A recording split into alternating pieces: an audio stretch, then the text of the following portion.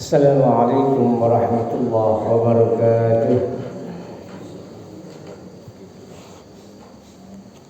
Malam-malam nyari kampak, niat buat nembang pohon nanas. Yang jawab salam paling kompak, saya doain yang kalau punya utang, utangnya segera lunas. Izin saya ulang lagi. Assalamualaikum warahmatullahi wabarakatuh. Waalaikumsalam warahmatullahi wabarakatuh. Lunas utangnya. Alhamdulillah, alhamdulillahilladzi khalaqal insana wa 'allama 'alaina al-bayan. Asyhadu an la ilaha illallah wahdahu la syarika lah wa asyhadu anna Muhammadan 'abduhu wa rasuluhu la nabiyya ba'dah.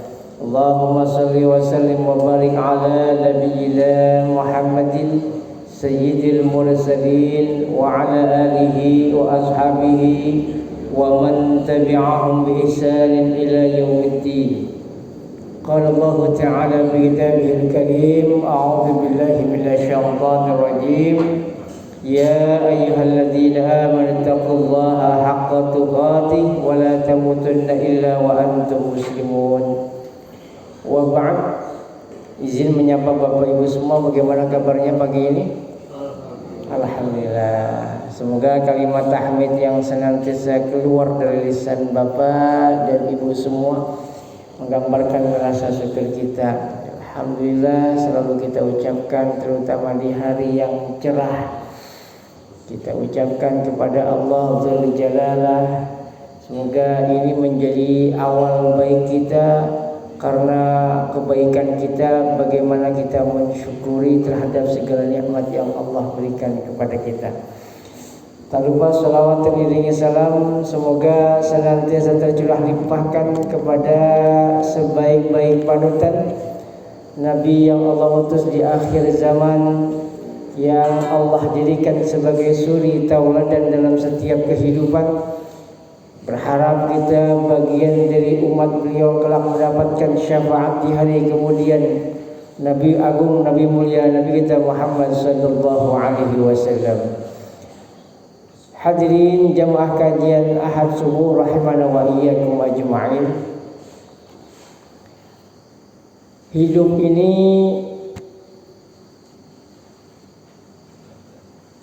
bagikan hidup di atas perahu, ya. Kalau boleh saya izin untuk mengibaratkan kehidupan kita di dunia ini seakan-akan seperti hidup di atas lautan luas, di mana kita membutuhkan perahu agar selamat hingga ke tujuan. Dan perahu itu adalah syukur dan sabar. Karena ketika seorang manusia, terlebih dia seorang mukmin, orang yang beriman, ketika dia mengarungi kehidupan ini pasti tidak akan luput dari yang namanya suka dan duka. Dan ini sudah menjadi sunnatullah. Allah jadikan kehidupan di dunia ini, Allah jadikan selalu berpasang-pasangan. Ada atas, ada bawah, ada kanan, ada kiri, ada baik, ada buruk, ada senang dan ada duka. Dan ini menjadi sunnatullah yang Allah tetapkan dalam kehidupan kita. Dan ketika seorang mukmin mengarungi kehidupan bahtera, mengarungi kehidupan dan agar selamat dari terjangan ombak kehidupan, dibutuhkan perahu. Perahu itulah syukur dan sabar. Sebagaimana Rasulullah sallallahu alaihi wasallam dalam hadis riwayat Imam Muslim, beliau menyampaikan, ajaban li amril mu'minin, sungguh menakjubkan perkara yang menimpa seorang mukmin. Inna amrahu kullahu khair, sesungguhnya segala perkara yang menimpa seorang mukmin itu baik. Walaysa dzaka li ahadin illa lil mu'min, dan itu pun tidak akan terjadi melainkan menjadikan seorang itu adalah orang yang beriman. Jadi orang beriman itu kalau memiliki perkara, kalau ditimpa masalah, sesungguhnya masalah yang menimpa setiap inci dari yang Allah berikan kehidupannya itu ternyata kebaikan baginya. Betapa tidak, in asabathu sarra syakara fakana khairillah. Ketika seorang mukmin itu tertimpa sesuatu yang menyenangkan, Allah karuniakan sesuatu yang sesuai dengan ekspektasinya, alhamdulillah, jazakallah khair. Tahu aja tadi saya nguap. Ya qadarullah, baru selesai agenda semalam jam 12. Ya. Dan qadarullah mobilnya overhead. Ya. Baru nyampe Margonda overhead. Akhirnya saya tinggal di Margonda Depok. Pas kebetulan ada qadarullah pas di depan BSI, udah saya titip sama satpamnya. Iya. Cuman satpamnya bilang, Ustaz kalau bisa ntar sebelum jam 7 udah diambil. Saya bilang jam 6 baru kelar di sini. Ya mohon doanya semoga Allah mudahkan. Ketika seorang mukmin tertimpa sesuatu yang menyenangkan seperti ini, alhamdulillah, lagi angop datang kopi, syakara, kemudian saya bersyukur, fakana khairillah, maka syukur itu lebih baik baginya. Wa in asabathu dharra, ketika tertimpa sesuatu yang tidak menyenangkan, mobil lagi jalan mogok, padahal sudah dicek segala macam, itu menurut takdir Allah tidak menyenangkan, sabar, kemudian dia bersabar, fakana khairillah, maka itu lebih baik baginya. Jadi ketika dia ditimpa yang menyenangkan, bersyukur, maka syukur itu ternyata bagian dari kehidupan yang akan memperbaiki kehidupan dia. Tetapi ketika ditimpa sesuatu yang tidak menyenangkan, dan itulah sunnatullah, selalu manusia itu tak luput dari suka dan duka. Ketika suka dia bersyukur, ketika duka dia bersabar. Suka dan duka kemudian ditanggapi dengan syukur dan sabar. Dan syukur dan sabar inilah perahu yang menyelamatkan seorang mukmin untuk sampai ke tujuan, menuju tujuan yang diharapkan, yaitu ridhonya Allah Subhanahu wa ta'ala. Bapak Ibu jamaah yang dirahmati Allah, bicara tentang syukur, perlu kita pahami bahwa syukur itu bagian dari cara kita mencintai kehidupan. Dan syukur itu ternyata memiliki kedahsyatan. Ketika seorang bersyukur, sejatinya dia itu sedang berterima kasih terhadap apa yang telah Allah anugerahkan kepada kehidupan dia. Cara kita mencintai kehidupan yaitu dengan bersyukur. Ya. Cara mencintai seorang manusia kepada kehidupan yaitu dengan bersyukur. Kenapa? Karena Allah Subhanahu wa ta'ala di dalam surat An-Naml ayat 40, Allah Subhanahu wa ta'ala berfirman, a'udzubillahi minasyaitonir rajim, wa man syakara fa innama yashkuru li nafsi. Siapa saja yang bersyukur, sesungguhnya dia sedang bersyukur untuk kebaikan dirinya sendiri. Jadi apapun yang Allah hadirkan dalam kehidupan ini, syukur kita tidak kembali kepada Allah. Allah tidak membutuhkan syukur kita. Justru ketika seorang manusia bersyukur, kemudian dia menyadari apa yang Allah hadirkan dalam kehidupannya berupa kesehatan, berupa keamanan, berupa keluarga yang menyenangkan, berupa anak keturunan, berupa pekerjaan yang Allah berikan, dan segala macam anugerah yang Allah berikan kepada kita, dia hadirkan dirinya dan sadar bahwa itu semua adalah merupakan anugerah dari Rabb yang maha sempurna, dari Rabb yang maha istimewa, yang tidak pernah salah dalam menakar, yang ketika membagi tidak pernah tertukar. Maka kemudian Allah Subhanahu wa taala menyampaikan kepada kita bahwa ketika seorang manusia itu bersyukur, syukurnya tidak kembali kepada Allah. Allah tidak mengambil profit dari syukur kita. Secara tegas Allah menyampaikan, wa man syakara fa innama yashkuru li nafsi. Siapa yang bersyukur, sejatinya syukur itu untuk kebaikan diri kita sendiri. Jadi ketika seorang manusia bersyukur, kemudian dia menyadari bahwa segala yang ia dapatkan, yang ia peroleh hingga saat ini adalah merupakan anugerah terbesar dari Allah Subhanahu wa taala. Baik dari kesehatan, makanan, minuman, kendaraan, dan masih banyak lagi kenikmatan yang luput dari syukur kita. Sehingga dia pun sadar bahwa ternyata apa yang ia peroleh hingga saat ini di usia yang Allah berikan hingga saat ini adalah merupakan anugerah karunia dari Allah, dan kemudian dia tidak menghitung-hitung dan tidak suka mengukur tentang apa yang belum ia peroleh. Kemudian ia tidak silau terhadap pemberian, terhadap pencapaian orang lain. Tetangganya sukses, dia tidak silau. Tetangganya berhasil memberi, mendapatkan kendaraan baru, dia pun tidak silau. Dan ia tidak terganggu dengan apa yang belum ia dapatkan. Tetapi sebaliknya, dia selalu bersyukur, berterima kasih terhadap apa yang ada di hadapannya. Sejatinya ia sedang mencintai dan berterima kasih terhadap apa yang ia sudah dapatkan hingga saat ini.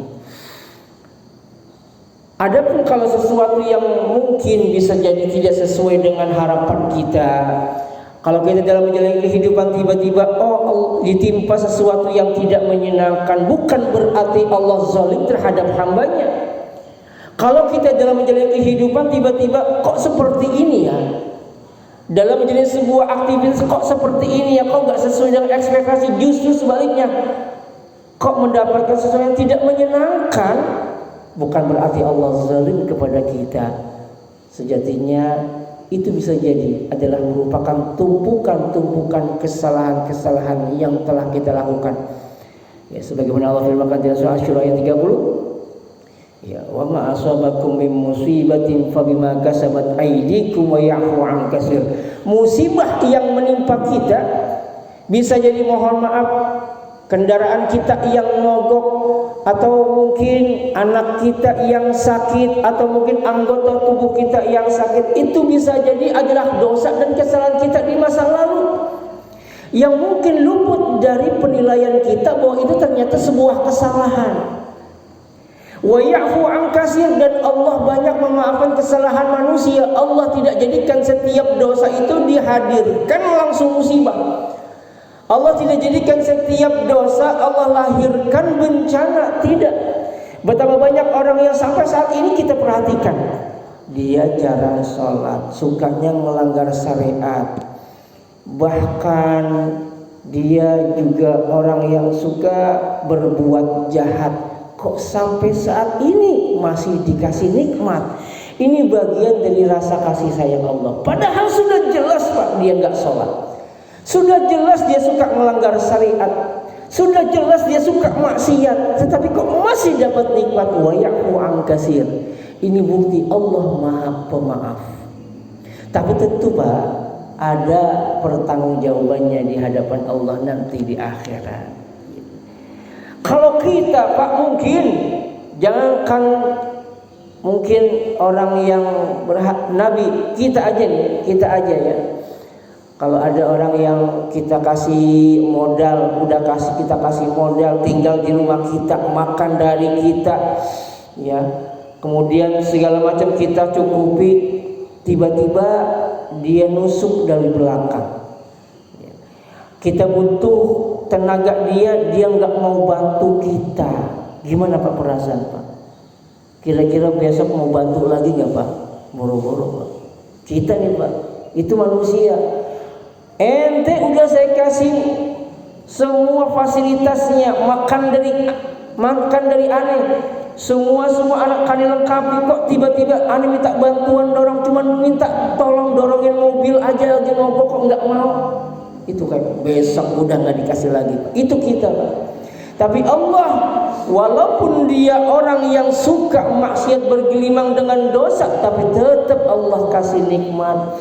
Ini bukti Allah maha pemaaf. Nah, hadirin rahmati Allah, perlu kita pahami, ya. Terkadang Pak, sesuatu itu terasa indah ketika belum kita miliki. Tetapi ketika sudah kita miliki, itu biasanya terasa hambar dan biasa saja. Indahnya sesuatu itu bukan karena kita memilikinya. Indahnya sesuatu itu karena kita mensyukuri setiap hal yang telah Allah hadirkan dalam kehidupan. Bisa jadi Pak, apa yang kita dapati, apa yang kita miliki saat ini, itu mungkin adalah dulunya keinginan kita. Tetapi kenapa sekarang kok nikmatnya terasa berkurang? Bukan berarti bendanya yang berkurang Pak, tetapi rasa syukur kita yang kurang kita jaga setiap saat terhadap apa yang telah Allah hadirkan dalam kehidupan kita. Mungkin gadget HP ini dulunya adalah keinginan kita, pengen punya gadget yang 4G, ya, 3G. Sekarang udah apa ya Pak? 5G ya. Ya. Dan lebih canggih lagi. Ya. Mungkin dulu keinginan kita damba-damba. Mungkin kita juga berharap, berangan-angan pengen punya kendaraan roda 4 yang banyak fasilitasnya. Dan ternyata sekarang Allah hadirkan. Dulu waktu masih ngontrak pengen punya rumah, kalau bisa di perumahan yang kondusif, pengen di perumahan yang elit. Dulu mungkin ini keinginan kita, dan sekarang sudah Allah hadirkan. Kok seakan-akan terasa biasa-biasa saja. Bukan barangnya yang berkurang, tetapi nikmat kita yang kita kurang jaga. Syukur kita yang kurang kita jaga dalam setiap apa yang telah Allah hadirkan dalam kehidupan kita. Dan biasanya Pak, besarnya sebuah kenikmatan itu akan sangat terasa ketika sudah hilang dari diri kita. Nikmatnya memiliki HP mulai terasa kalau HP-nya sudah hilang, kalau HP-nya rusak, begitu. Nikmatnya memiliki rumah akan terasa kalau rumahnya kena musibah, naudzubillah, kebakaran, ya. Nikmatnya punya kendaraan akan terasa kalau sudah rusak. Di rumah enak banget ya kalau nggak rusak. Kok bisa? Kenapa? Mungkin bisa jadi rasa syukur kita yang kurang kita jaga. Nikmatnya mata, besarnya kenikmatan mata kita rasakan kalau sudah mulai rabun, bahkan buta. Wala'iyadzubillah. Enak ya dulu waktu mata ini melihat sempurna. Sekarang udah mulai rabun, udah nggak bisa membedain warna, mana merah, mana hitam. Tapi kalau melihat duit mah nggak usah pakai kacamata. Biasanya Pak, orang pasar minggu itu, atau orang Serpong. Begitu Allah hadirkan rabun, ketika melihat pandangannya bahkan sudah mulai hitam, kunang-kunang, bahkan mulai gelap, ya, mulai berasa, ya Allah, dulu enak ya mata ini, kenapa saya nggak jaga? Ya. Nikmatnya memiliki gigi mulai terasa ketika sudah tanggal bahkan ompong. Ya. Semakin hilang giginya, semakin manis dia tersenyum. Nggak ada giginya. Kenapa? Sudah mulai berasa kalau sudah tiada. Itu katanya begitu. Nikmatnya sehat mulai terasa kalau sudah sakit. Makanya inilah yang kemudian Nabi sallallahu alaihi wasallam menyampaikan ni'matani maghbunun fihima katsirun minan nas. Dua nikmat yang sering kali manusia itu terlupakan, as-sihhatu wal faragh, yaitu nikmat sehat dan nikmat waktu luang. Waktu sehat dia sia-siakan. Ketika punya waktu luang dia pun sia-siakan. Ketika dia sudah mulai sibuk, sudah mulai sakit, sudah mulai koma, baru dia berasa, ya Allah, dulu mah enak ya, sehat, dulu mah enak ya, waktu mah banyak sebetulnya, tapi saya nggak cepet-sempetin. Ya, saya nggak mau datang ke masjid. Ya berasa, di rumah itu duit segepok belum sempat dihitung. Saking merasa dia itu sibuk, ya. Begitu dia sudah mulai sakit, sudah mulai sekarat, baru dia berasa. Inilah nikmat yang seringkali manusia terlupakan, nikmat sehat dan nikmat waktu luang. Dan inilah yang mungkin kadang-kadang luput dari rasa syukur kita. Ini Allah Subhanahu wa taala punya nama Al-Wahhab. Allah Maha Pemberi, dan konsekuensi Maha Pemberinya Allah memberi sesuatu walaupun kepada seorang hamba, walaupun hamba itu tidak minta. Coba Pak, kalau misalkan Allah hanya memberi sesuatu yang diminta hamba, saya yakin pasti ada sesuatu dan banyak yang terlewatkan dari permintaan kita. Apakah mungkin kita setiap malam pernah meminta kepada Allah, ya Rabb, jadikan mata ini besok masih bisa melihat, jadikan mulut ini besok masih bisa mengucap, jadikan lidah ini ya Rabb besok masih bisa mengecap, jadikan anggota tubuh ini ya Rabb besok masih bisa bergerak, jadikan jantung ini pun ya Rabb masih bisa berdetak. Mungkin kita luput. Tapi kenapa Allah beri terus? Allah Maha tahu, Pak. Allah Maha memberi, dan konsekuensi Maha Pemberinya Allah memberikan kepada hamba nikmat yang bahkan belum pernah dia minta dan tidak pernah terlintas dalam pikirannya untuk memintanya. Ini luar biasa. Ya. Kalau misalkan, dan Allah itu Maha tahu, Allah itu Maha indah, sehingga Allah menciptakan manusia fi ahsani taqwim, sebaik-baik penciptaan. Bayangin Pak, kalau misalkan alis kita Allah jadikan tumbuhnya sama seperti tumbuhnya rambut, bisa dibayangkan. Kalau misalkan alis kita panjangnya sama tumbuhnya secepat tumbuhnya rambut kita, ketika dipanggil dari belakang Pak Lutfi, pasti akan nengok siapa itu gitu. Karena ketutup sama alis Pak. Ya. Rambutnya panjang ini, alisnya panjang dengan rambut kita. Ya, kalau Allah jadikan gigi kita pun tumbuhnya waktu kecil nggak seperti tumbuhnya kuku yang gampang panjang dipotong panjang lagi. Kayak apa Pak giginya kita? Taringnya luar biasa panjang gitu Pak. Tapi Allah Maha tahu, Allah Maha indah, Allah menciptakan manusia fi ahsani taqwim. Inilah yang kadang-kadang kita luput dari rasa syukur kita. Kita hanya menilai kenikmatan yang besar, tapi luput melihat dan memperhatikan nikmat yang kecil. Tapi nikmat kecil itu yang kalau sudah hilang dari kita luar biasa rasanya. Nggak usah jauh-jauh, Allah kasih titik di dalam lidah kita aja yang namanya sari awan itu Pak, luar biasa. Minum kopi itu bisa nggak kerasa Pak, bisa nggak kerasa. Makanya saya pengen buktiin apakah saya masih bisa merasakan kopi gitu. Saya pengen buktiin. Ya, cuma izin saya pengen buktiin. Ternyata kayaknya masuk. Karena kalau udah ada ini enggak sih. Ya, mohon izin. Bismillah. Alhamdulillah. Udah ada juga nih. Berarti saya nggak sariawan. Alhamdulillah.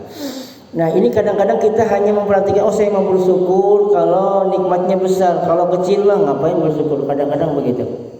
Padahal Pak, yang kecil itu kalau sudah Allah cabut nikmatnya luar biasa. Kita rasakan betapa indah nikmat yang Allah berikan kepada kita. Setiap incinya Allah perhatikan.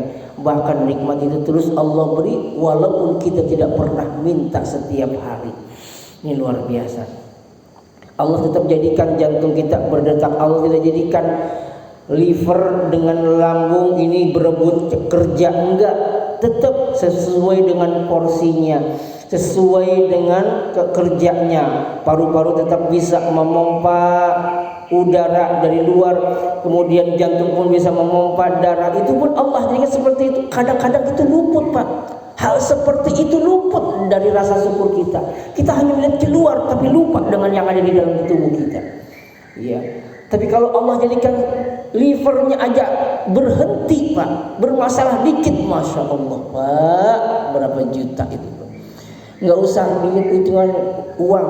Kadang itu butuh proses yang luar biasa yang kita rasakan. Kadang-kadang rasa sakit itu nggak bisa diganti dengan uang, ya.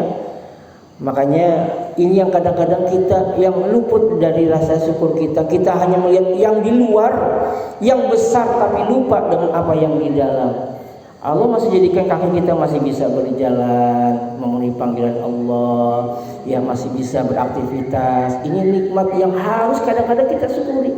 Dan kata Nabi, setiap sendi manusia itu 360 itu kudu disedekahin.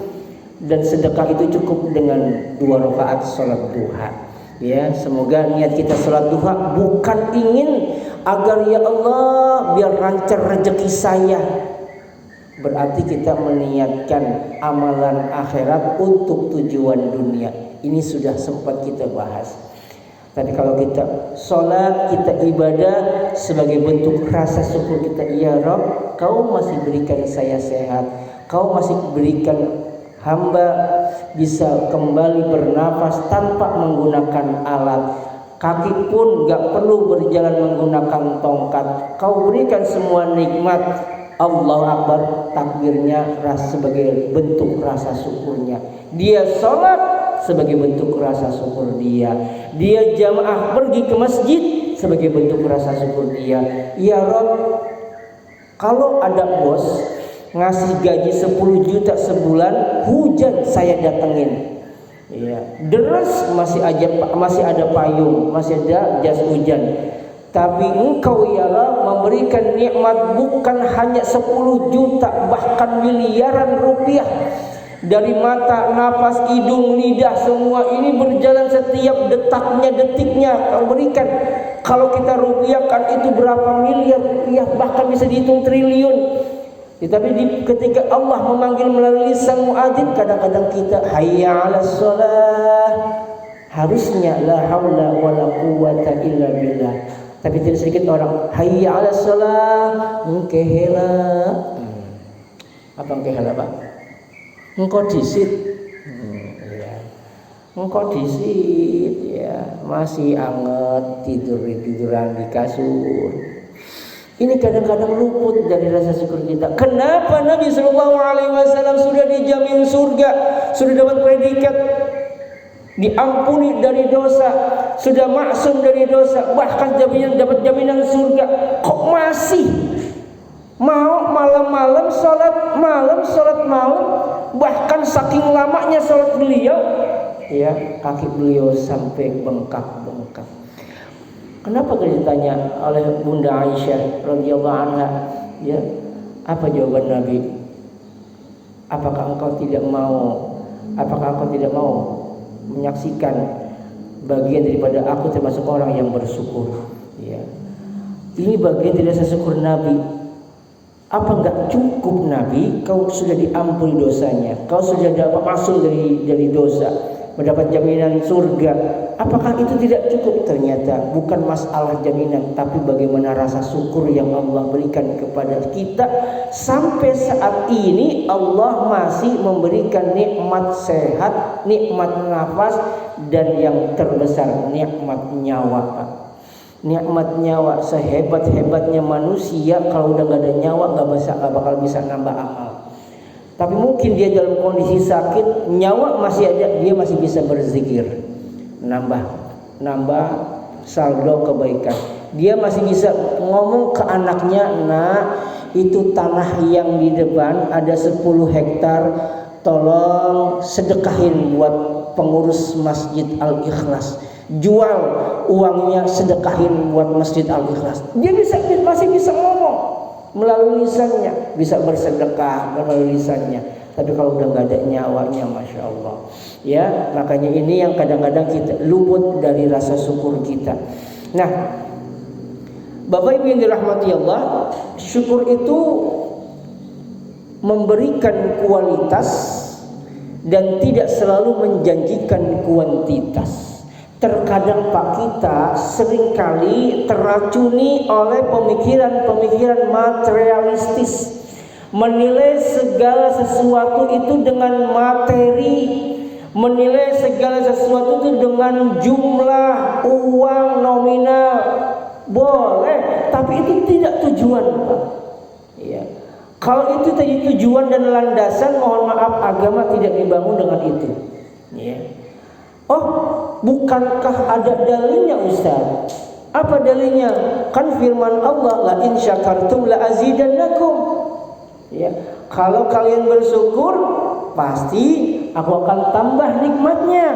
Bukankah kalau kita syukur, Allah akan tambah nikmatnya? Nah, ini yang kadang-kadang kita memahami kalimat tambah ini dengan jumlah, Pak. Jumlah nominal materi. Ini yang harus diluruskan. Tidak selalu ketika kita bersyukur dijanjikan kuantitas, tapi pasti Allah berikan kualitas. Maksudnya apa? Apakah ketika seorang yang memiliki motor satu kemudian dia bersyukur, apakah pasti motornya tambah 2? Belum tentu. Apakah ketika seorang bersyukur punya rumah satu kemudian dia bersyukur, apakah pasti rumahnya tambah 2? Belum tentu. Apakah kalau mungkin Pak Jamil bersyukur punya istri satu, apakah pasti tambah 2? Amin, Pak. Amin aja, Pak. Tapi semoga nggak ada istrinya di belakang. Apakah kalau orang bersyukur punya istri satu akan pasti tambah 2? Kadang-kadang kita pemikirannya selalu materi, jumlah. Padahal Allah tidak sampaikan demikian. La azidannakum, yang ditambah adalah rasanya, kualitasnya, nikmatnya. Ketika seorang pejalan kaki kemudian dia bersyukur, maka nikmat rasa kualitas yang Allah berikan pada pejalan kaki lebih besar ketimbang yang punya sepeda ketika yang sepeda tidak bersyukur. Ketika orang yang punya sepeda kemudian dia bersyukur, maka nikmat pesepeda, orang yang bersepeda akan terasa lebih besar ketimbang yang punya motor. Yang punya motor tidak bersyukur. Ketika yang punya motor kemudian dia bersyukur, maka nikmat ketika dia memakai motor, memiliki motor lebih besar ketimbang yang punya mobil, dan yang punya mobil tidak bersyukur. Rasa nikmat yang Allah berikan tambah, yang ditambah rasanya, kualitas nikmatnya, begitu. Ketika dia bersyukur, ya. Ketika dia bersyukur memiliki gadget satu, walaupun nggak begitu keren, dia bersyukur lebih besar Allah berikan ketimbang yang luar biasa, punya sinyalnya luar biasa. Kadang HP-nya bagus, pulsanya nggak ada, begitu. Itu kadang seperti itu. Itu orang pasar minggu, ya, serpong insya Allah nggak ada. Ya, yang Allah berikan kualitas, walaupun tidak menjanjikan kuantitas. Nah, ketika orang bersyukur dan Allah berikan kualitas, maka kualitas apa yang Allah berikan? Kualitas hidup yang Allah berikan ketika seorang hamba bersyukur adalah Allah memberikan harta yang mengawetkan dan bukan harta yang merusak. Karena sifat harta itu ada 2, harta yang mengawetkan dan harta yang merusak. Memang income-nya cuma 5 juta, tetapi dia bisa memberikan kepada keluarganya 3 juta. Allah jadikan keperluannya cuma 4 juta, masih ada saving 1 juta. Ya, ini harta yang mengawetkan. Allah jadikan anaknya soleh nurut, istrinya juga solehah nurut sama suaminya, rumahnya nggak bermasalah, kendalanya pun aman, ya, dan nggak ada yang bocor gitu. Nah, ini harta yang mengawetkan. Ya. Sebaliknya harta yang merusak, emang income-nya 100 juta, tetapi Allah dijadikan dia dan istrinya selalu berjauhan. Ya, ketemu cuman setiap malam. Ya, berdekatan cuman ketika malam. Udah pagi sudah mulai kerja lagi, pamitan lagi. Bahkan dengan uang itu suami jadi selingkuh. Naudzubillah. Ya, istri pun punya pil, bukan cuma tablet. Tahu pil, Pak? Ya, itu yang menyakitkan. Ya, pria idaman lain. Ya, dijadikan keluarganya carut marut, income-nya memang 100 juta per bulan, tetapi keluarganya berantakan. Begitu. Ini harta yang merusak.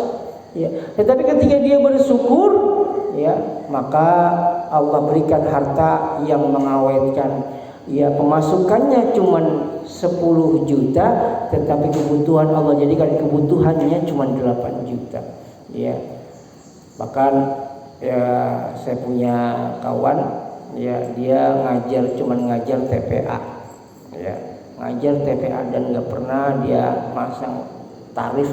Ya, dia ngajar seorang guru ngajar TPA, tapi bisa bayar kontrakan, bisa nyekolahin anaknya, ya, dan semua kebutuhannya Allah cukupkan. Paling cuma ngajar TPA yang gajinya paling berapa sih, Pak? Ya, kita bisa takar anaknya 3 itu, masya Allah, itu harta yang mengajar. Income-nya nggak banyak, tetapi Allah jadikan kebutuhannya pun nggak banyak. Itu ketika dia bersyukur, hidupnya berkualitas. Ya. Kemudian yang kedua, ketika seorang bersyukur dan Allah jadikan hidupnya berkualitas, Allah jadikan bersahaja terhadap urusan dunia. Dia tidak ambisius, dia tetap kerja, tetapi dia tidak terlalu ambisius terhadap dunia. Masjid tetap mendapatkan haknya, kajian tetap mendapatkan tempatnya, anak-anak yatim tetap mendapatkan bagiannya, istri, anak, keluarga tetap mendapatkan waktu terbaiknya. Dia tetap bekerja tetapi nggak ambisius. Terkadang mohon maaf, betapa sibuknya dia bekerja, punya beberapa banyak cabang, atau bahkan sudah dapat amanah jabatan, sehingga dia keluarga udah nggak punya waktu, Pak. Istri juga nggak punya kesempatan untuk curhat. Sampai rumah istrinya curhat masalah keluarga, suaminya pulang merem, udah nggak mau dengerin. Ya, pokoknya hidupnya sudah tidak berkualitas.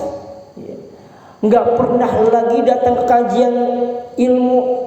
Ya, dulu mah sering banget duduk di pojokan sebelah kanan, tapi begitu dia naik jabatan sudah sibuk, udah nggak pernah kelihatan. Padahal ilmu dalam kehidupan itu luar biasa, laksana nyawa kita. Kenapa? Karena ketika manusia berjalan tanpa ilmu, seakan-akan dia berjalan tanpa punya perbekalan. Ya, dikhawatirkan jalannya tidak terarah. Tapi ketika dia berilmu, amalannya sedikit tapi berkualitas. Kenapa? Dilandasi dengan ilmu. Masjid tetap mendapatkan haknya ketika memanggil 5 waktu, dia tetap menyempatkan diri hadir. Gitu. Keluarga pun tetap mendapatkan waktu terbaiknya. Ketika waktu gimana, tetap anak-anak tetap dapat waktu terbaik bermain bersama anak-anak. Kadang-kadang kita terlalu sibuk dengan teman kerja kita, tapi lupa dengan keluarga kita, Pak. Ya, sehingga anak-anak sibuknya dengan pembantu, sehingga orang tuanya malah pembantunya. Begitu. Padahal anak-anak adalah merupakan amanah dan tanggung jawab orang tuanya, Pak. Ya, dan tidak pernah ada anak itu bekas anak, nggak ada. Karena anak sampai ketika dia laki-laki hingga akhir hayat adalah tanggung jawab orang tuanya. Tapi ketika dia perempuan, tanggung jawab selesai ketika dia sudah dipinang, dikhitbah oleh seorang lelaki. Ya, tanggung jawab akan terus ada, Pak. Ya, tetap bersahaja terhadap urusan dunia, tidak terlalu ambisius. Orang yang hidupnya berkualitas tetap semuanya mendapatkan porsinya. Dia tetap bekerja, tetap, tapi dalam urusan ibadah tetap mendapatkan waktu dan tempat terbaiknya. Ya, pengurus dosa enggak. Kadang-kadang ini kemana bapak ini ya, gitu. Ya, biasanya tuh ada gitu. Kadang kalau kajian tuh sering bawa sarapan subuh gitu. Kok tiba-tiba los aja hilang, kemana gitu. Nah kadang-kadang itu yang kadang-kadang luput ya, khawatir ya kehidupannya kurang berkualitas disebabkan berawal dari rasa syukur yang kurang dijaga dalam kehidupannya. Kemudian yang ketiga, pikirannya tidak terfokus melulu hitungan dunia. Ya, kadang-kadang kita setiap menilai sesuatu itu dengan hitung-hitungan dunia. Kira-kira kalau saya ke masjid ini ntar ada nggak nih untungnya nih? Ntar kira-kira ada nih prospek apa yang saya dapatkan? Pokoknya setiap langkah dia tuh dihitung dunia. Tapi kalau dia bersyukur, dia nggak fokus dengan hitungan ini. Pokoknya ini bentuk rasa syukur saya sedekah, ya. Saya sedekah berapapun yang saya berikan, bismillah, bentuk rasa syukur kita. Kadang-kadang kalau orang pelit, mohon maaf, kalau kadang-kadang orang pelit, saya capek-capek nyari duit, pas Jumatan itu kotak kenapa lewat, ya. Pas lagi zikir, masya Allah, zikirnya lagi pas Jumatan, subhanallah, subhanallah, subhanallah, subhanallah, ya. Tapi karena pikirnya pelitnya Pak, masya Allah, ada orang kayak gitu Pak. Begitu lewat itu kotak amal pas hari Jumat, pas lagi di depan dia, zikirnya diganti, bukan subhanallah, astagfirullah, astagfirullah, astagfirullah. Iya, itu duit emang ada 50.000 tapi sayang buat token. Iya, ada emang yang merah 100.000 tapi sayang buat beli belanjaan, buat shopping. Ngapain saya kasih kotak amal? Itu kalau orang pelit begitu Pak. Begitu sampai di depan kotak amalnya di depan, astagfirullah, astagfirullah, astagfirullah. Begitu udah lewat jauh, alhamdulillah, alhamdulillah, alhamdulillah. Itu orang pasar minggu Pak, orang pasar minggu. Insya Allah sini mah ya nggak ada ya Pak ya, nggak ada, alhamdulillah ya, nggak ada yang ngaku. Ya. Nah itu yang ketiga, kalau syukurnya hidupnya berkualitas ya, disebabkan berawal dari rasa syukur. Dan terakhir Allah berikan kecukupan, dan ini luar biasa Pak. Ya, karena orang yang kaya itu orang yang merasa cukup. Ya, belum tentu yang miskin kurang, yang kaya cukup. Karena kecukupan itu hak prerogatifnya Allah. Allah berikan rasa cukup itu dalam hatinya. Al-ghina, merasa cukup, ya, merasa cukup dari segala bentuk ya perhiasan dunia. Udah cukup. Kalau orang bersyukur, udah saya alhamdulillah rumah walaupun satu, yang penting saya merasa cukup. Dan inilah yang menjadikan hidup kita bahagia Pak. Hidup itu nggak usah berlebihan. Yang penting hidup serba berkecukupan. Ya cukup. Kalau pas mau beli mobil, duitnya cukup. Ya mau beli rumah lagi, duitnya cukup. Yang penting berkecukupan. Allah cukupi. Ya nggak usah berlebihan ya. Karena duit juga kalau lebih juga nggak laku. Ya duitnya lebih sampai semeter nggak laku Pak. Yang cukup aja, segitu aja. Nah itu juga bagian daripada hidup yang berkecukupan. Ketika dia bersyukur kepada Allah, kemudian Allah jadikan hidupnya berkualitas, ya, tidak melulu terfokus dengan hitung-hitungan dunia. Kemudian semuanya Allah jadikan hidupnya, hartanya pun Allah jadikan harta yang mengawetkan, maka Allah berikan dia jiwa yang selalu berkecukupan. Udah orang yang bersyukur itu alhamdulillah nggak terlalu silau dengan pencapaian orang lain, nggak terlalu silau dengan kelebihan orang lain. Begitu tetangganya beli klakson tuet-tuet, apa tuh? Fortuner baru. Dia nggak silau, saya cukup, nggak apa-apa. Ya tetangga beli Fortuner, saya mah bersyukur udah punya Alphard. Iya Alphard. Ya mungkin lebih rendah lagi dah, mungkin kayak mobil saya Hyundai. Iya, saya nggak terlalu silau. Ya dengan tetangga yang udah mampu beli Fortuner, beli Pajero, saya mah biar Hyundai jadul nggak masalah. Ya bukan saya nggak punya duit. Ya bukan saya nggak bukan saya nggak suka ya. Emang duitnya nggak cukup juga sih, emang ya. Kalau cukup bisa beli juga sih, emang ya. Tapi Allah berikan kecukupan. Ya, Allah berikan kecukupan di hidupnya, selalu merasa cukup dengan apa yang di hadapan dia, tidak silau dengan apa yang belum ada di hadapannya. Karena gini Pak, yang membuat kita tidak bahagia adalah keinginan kita yang selalu kita hadirkan dan belum tercapaikan. Itu yang membuat kita tidak bahagia. Ya, jarak kebahagiaan seorang adalah sejarak dengan keinginan yang belum tersampaikan. Kalau manusia itu memang itu fitrah Pak, manusia punya keinginan fitrah. Tapi kadang-kadang kalau keinginan terus dihadirkan, apalagi masalah materi Pak, itu yang membuat kita nggak bahagia Pak. Ya Allah, itu tetangga istrinya udah punya gelang 5, saya punya 1, gitu. Juga karet gelangnya. Ya, yang membuat nggak bahagia adalah keinginan kita yang terus dihadirkan, yang terus didengung-dengungkan, dan itulah jarak antara keinginan dan dirinya, itu yang membuat dia tidak bahagia. Tapi kalau dia merasa cukup, udah yang ada di hadapan dia, udah syukuri aja. Ya, emang udah rezekinya begitu. Ya, Allah jadikan hidupnya cukup, berkecukupan, al-ghina, merasa cukup terhadap apa yang ada di hadapan dia. Dan ini juga bagian daripada qanaah, ya, merasa cukup dengan pemberian Allah dan tidak merasa silau dengan pencapaian orang lain. Yang membuat orang risih, tidak bahagia adalah keinginan yang terus dihadirkan dalam hatinya, dan keinginan itu belum sampai tersampaikan, belum sampai diraih dalam kehidupannya. Kebayang mulu, tidur dipikirin, ya, masak dipikirin, sampai makan diingin-inginin, diangen-angenin.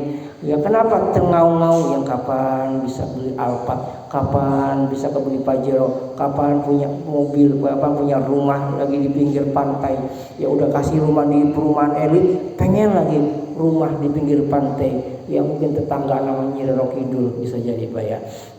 Kadang manusia itu begitu Pak, ya udah dikasih jabatan manajer, kapan bisa jadi direktur. Itu memang dinamis, bagus gitu kan. Tetapi kalau ambisius, inilah yang membuat kita nggak bahagia Pak, yang membuat kita sengsara seperti itu Pak. Ya, tapi kalau disyukuri aja, dijadikan hidupnya berkualitas, kerjanya menjadi kerja yang terbaik, diberikan kepada perusahaan, ya, diberikan yang terbaik, insya Allah kalau memang dia syukuri terhadap apa yang ia Allah berikan, ya sudah waktunya naik jabatan, insya Allah itu akan terjadi. Ya, karena manusia yang berkualitas tidak Allah biarkan berada di tempat yang jelek. Ya, emas tidak akan Allah biarkan berada di tengah-tengah tempat sampah. Pasti nanti ada orang lewat melihat intan dan permata, bahkan emas diambil dari tempat sampah itu dan diletakkan di tempat yang terbaik, ditaruh di lemari, ditaruh dipajang. Kenapa? Allah tidak akan membiarkan manusia terbaik, manusia berkualitas berada di tempat-tempat yang buruk dan jelek. Ya, jadikan diri kita berkualitas, nanti biar Allah yang menempatkan diri kita. Ya, sibuk dengan kualitas kita, enggak usah sibuk dengan kualitas orang lain. Adapun kualitas orang lain sebagai acuan kita untuk mengoptimalkan diri kita, ya, untuk memacu diri kita. Ya Allah, jadikan aku bisa memiliki kemampuan seperti dirinya, ya, agar kinerja kita itu bisa maksimal. Ya, itu bagian daripada ya dinamika manusia. Dan ini boleh Pak. Ya, kita punya progres. Bapak itu bisa menyelesaikan tugasnya dalam 1 pekan. Nah, ini menjadi acuan kita. Ya Allah, mudahkan saya. Kembalikan ke Allah semua Pak. Ya Allah, mudahkan saya. Kemarin Pak, itu saya ada acara di Pancoran, jam 4. Iya, jam 4 sore harus on time di situ. Sedangkan jam 3 mobil mogok tuh Pak. Ya, masih di Margonda Raya ya.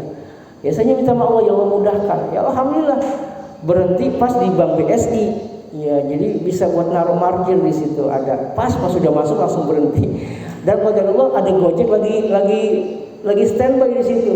Udah langsung aja, nggak usah pakai aplikasi, udah jalan aja. Terlalu lama, karena jam 4 harus on time ya ngisinya gitu. Alhamdulillah ya, kita kadang-kadang kurang menggantungkan diri kita kepada Allah, tapi meyakinkan diri kita dengan kemampuan kita. Ya, padahal kita ini nggak punya kemampuan apa-apa. Selalu gantungkan kepada Allah. Ya Allah mudahkan, ya Allah, ya Allah mudahkan. Ya, setiap doa kita minta kemudahan. Setiap hajat kita minta kemudahan. Sampai saat ini pun saya minta kemudahan kepada Allah. Ya, kajian ini berlangsung pun saya minta dimudahkan. Sehingga nanti ketika sudah selesai, kita tidak jumawa. Oh, ini hasil kemampuan saya, tapi ya Allah, ini adalah kemudahan yang telah Engkau berikan kepada hamba, sehingga hamba bisa menyelesaikan semua tugas-tugas hamba. Selalu gantungkan kepada Allah. Jadikan setiap usaha kita menggantungkan kepada Allah, minta kepada Allah, ya Allah mudahkan. Ya Allah mudahkan. Makanya sunnahnya ketika sholat itu mintanya kalau bisa yang ada skala prioritas, ya. Kalau skala prioritas, misalkan kita nih lagi di kerjaan kita sholat ba'diyah zuhur, ya, jadikan doa kita itu yang skala prioritas, ya Allah selamatkan saya hingga sampai ke rumah nanti. Ya, itu kadang-kadang yang ada skala prioritas yang kadang-kadang luput dari permintaan kita, dari permohonan kita kepada Allah. Ya, karena kan kita sering mendapati tidak sedikit orang ternyata di tengah jalan seperti apa. Ya, tapi begitu Pak. Kemudian saya mikir, ya Allah, mungkin itu cara Allah. Allah jadikan mobil saya berhenti di BSI. Kalau lanjut itu luar biasa. Emang pas itu dipadat banget Pak. Padahal jam 3 kan hujan. Ya, kalau Allah saya terus pakai mobil juga mungkin nggak bakal sampai, karena ya 3:30 harus minta udah standby, atau jam 4 udah mulai acara. Ya, jadi nggak keburu juga Pancoran Jakarta. Ya, makanya Allah jadi seperti itu sehingga saya bisa naik ojek, dipaksa naik ojek, akhirnya bisa selap-selip begitu. Nah, jadi kita selalu husnuzon terhadap kejadian yang menimpa kita. Selalu ya ajaban li amril mu'minin. Ingat Nabi menyampaikan lisan yang tidak pernah berdusta sungguh menakjubkan perkara yang menimpa seorang mukmin. Innal amrahu kullahu khair, ya. Sesungguhnya segala perkara masalah yang menimpa seorang mukmin itu baik baginya. Walaysa dzaka li ahadin illa limu'min. Tidaklah itu terjadi melainkan dia kudu beriman. Syaratnya beriman Pak. Kalau dia sudah beriman, semua yang terjadi dalam kehidupannya pasti baik. Kalau ditimpa kebaikan, kesenangan, dia bersyukur, itu baginya baik. Kalau dia bersabar, menjadi saldo tambahan pahala baginya. Begitu. Kayak saya nih, ya, Allah hadirkan anak saya terakhir ini berkebutuhan khusus, ya, berkebutuhan khusus. Ya, belum bisa bicara, ya, udah 11 tahun, ya, tapi kita kembalikan, ini bagian daripada cara Allah memberikan saldo terbaik dalam kehidupan saya. Bisa jadi pahala saya itu kurang nanti untuk bekal di akhirat. Kalau dalam kehidupan kita selalu baik, selalu dimudahkan, maka di manakah letak pahala kesabaran? Kalau semua dimudahkan Pak, ya, apa-apa dimudah dilancarin, di manakah letak kesabaran? Allah jadikan itu masalah, kemudian dia bersabar, itulah pahala saldo yang akan menjadikan dia mendapatkan kualitas terbaik dari pahalanya. Ya, ada Az-Zumar ayat 30, ya. Allah ayat 10 Allah firmankan, ya, bahwa pahala sabar, ya, Allah berikan tanpa batas, ya. Allah hanya memberikan bagi orang yang bersabar pahala yang tanpa batasan. Insyaallah kita akan bahas insyaallah di pertemuan mendatang tentang sabar, ya. Nah, ketika seorang bersyukur, maka Allah jadikan hidupnya berkualitas, Allah jadikan hidupnya berkecukupan. Nah, ini ada seorang yang bernama Abu Kilabah. Abu Kilabah ini dikatakan oleh para ulama sebagai Nabi Ayubnya umat Nabi Muhammad SAW. Ya, kenapa? Dia termasuk golongan tabi'in. Ya, beliau seorang ulama besar, ya, seorang yang berilmu, tetapi Allah berikan banyak kekurangan. Ya, Allah jadikan matanya buta Pak, kakinya buntu, tangannya agak melengos, Ya. Tapi Pak, anehnya ini doa yang selalu beliau baca. Ya.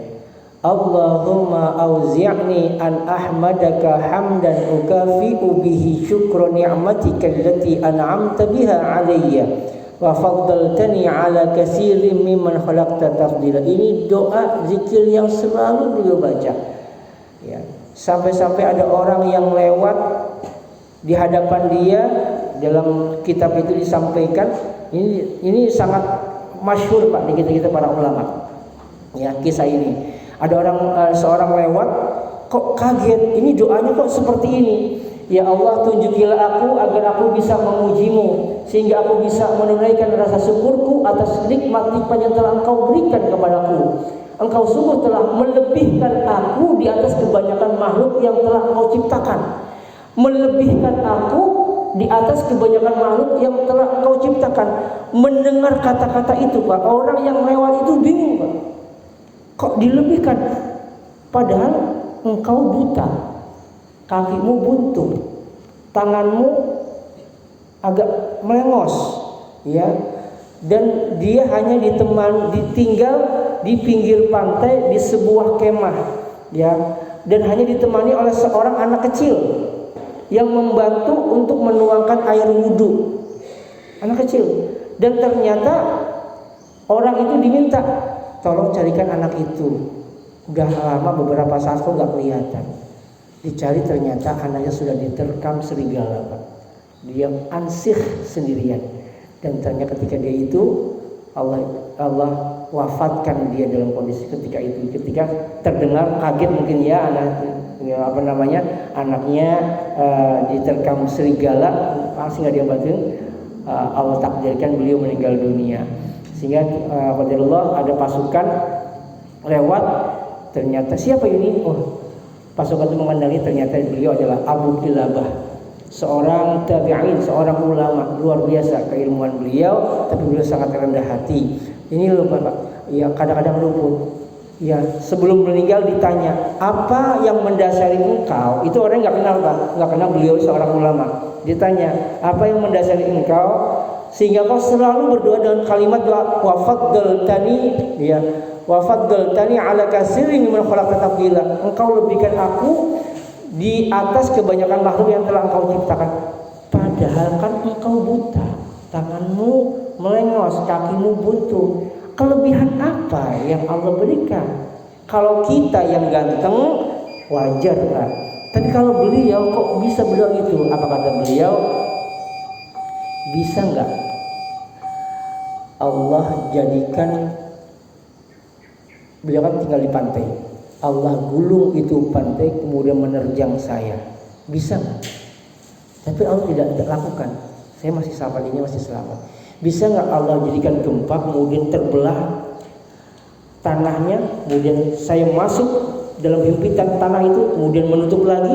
Bisa enggak? Bisa. Allah sangat berkuasa. Tapi Allah tidak jadikan demikian. Bisa enggak Allah kirimkan petir dan menyambar diriku? Tapi Allah tidak lakukan. Inilah yang mendasari aku bersyukur hingga saat ini. Itu Pak, luar biasa Pak. Seminim normal ya, seminim kesehatan beliau ya, sebatas apa yang Allah berikan dengan kondisi tubuh yang kurang sempurna, tetapi beliau masih bersyukur. Engkau memberikan kelebihan aku di atas kelebihan makhluk yang lain. Kenapa?